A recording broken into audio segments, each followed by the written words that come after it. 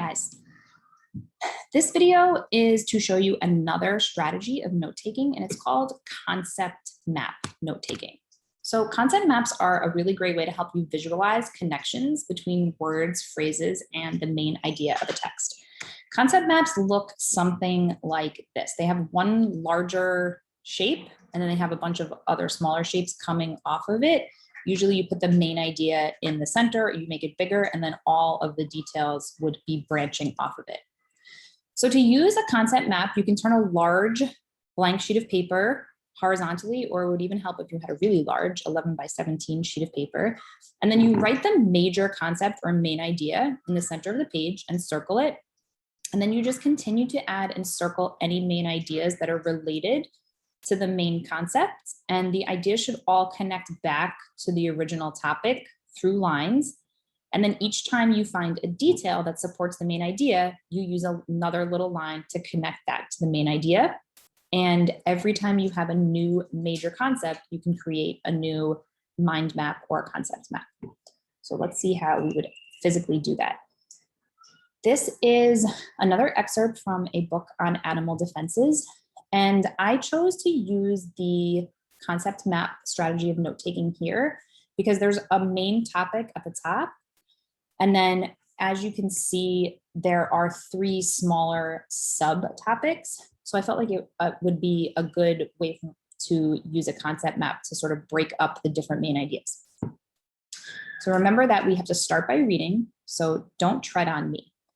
Many other toxic fishes are found in shallow waters. These benthic creatures are generally light brown or dark brown or speckled to blend with the mud, sand, rocks, or coral where they lie hidden.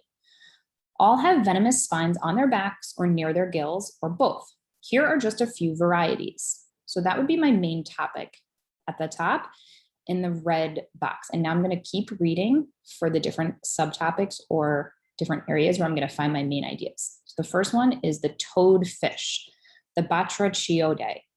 There are 45 species of toadfish, but not all are toxic. The venomous varieties are found in coastal, Central, and South America. Their toxins cause pain, swelling, dizziness, and fever, as well as wounds that take a long time to heal. One species, the niquim, is responsible for injuring many Brazilian fishermen yearly when they step on it or accidentally get jabbed by its spines as they try to remove it from a fishing net. Why is it called a toadfish? Well, with its squat body and big mouth, it looks somewhat like a toad. And when it croaks or grunts, it sounds a bit like one too. So now I'm going to continue reading the next section. The stargazer.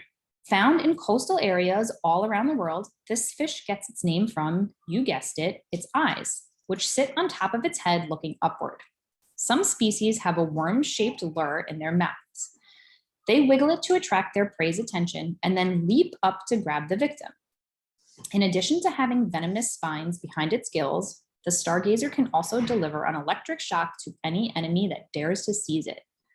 And now I'm at the last section, the weaver. Weavers are found in the North Atlantic and the Mediterranean. When this fish lies buried in the sand, only the top of its head and the tips of its spines are visible. Its neurotoxic venom is painful, though not usually fatal. The treatment for its toxins, and that of many other venomous fishes, is soaking the affected limb in very hot water for 30 to 90 minutes, and then repeating as often as necessary. The heat breaks down the protein in the venom. Okay, so now that I've read through my entire section, remember I'm going to go back and make note of the main overall major topic, and that is toxic fish. So then I have to find my 3 main ideas. And I'm going to also just make some notes about toxic fish. So first of all, they're found in shallow water. They're light or dark brown to blend in, and they have venomous spines on backs or gills. So that is true of all of the fish that are explained on this page. So now I'm going to go back and make other smaller sections for my 3 different types of fish. So I have the toadfish. See how it's connected to the toxic fish at top. I have the stargazer, also connected, and then I have the weaver. And now I can go back and add all of my details. So I'll start with the toadfish. The toadfish has 45 species. It's found in Central and South America, and it has a squat body and a big mouth, and it also sounds like a toad. So now let's go to the stargazer. The stargazer has eyes on top of its head. It's found in coastal areas. It wiggles to attract prey, and it has venomous spines and gives electric shocks. Last but not least, the weaver hides in the sand. It's found in the North Atlantic and Mediterranean, and it has very painful venom. So you can see that when you have a page in an informational text that has a main topic at the top and then it's broken down into different examples, you might want to use a concept map to take your notes. It's a good way to organize and you can be creative. I am including for you these resources. There's a horizontal concept map flowchart, and then there's also one with one main idea in the middle, one main topic, and then you can do the main ideas and add your details as you go. I'm also including some websites where you can visit to make your own online concept map. So this one's called Bubble, and there's no software or download required. And then you can create maps and save them as an image. And then you can also actually share with other people and collaborate. Coggle is an online tool for creating and sharing concept maps, and it works online in your browser, so you don't need to download or install anything. And then lastly, Creately, they have pre-designed concept map templates, and you can use up to 3 free. So you can do it in a group, and it actually works with Chrome, so it would work with Google Classroom and the other Google apps.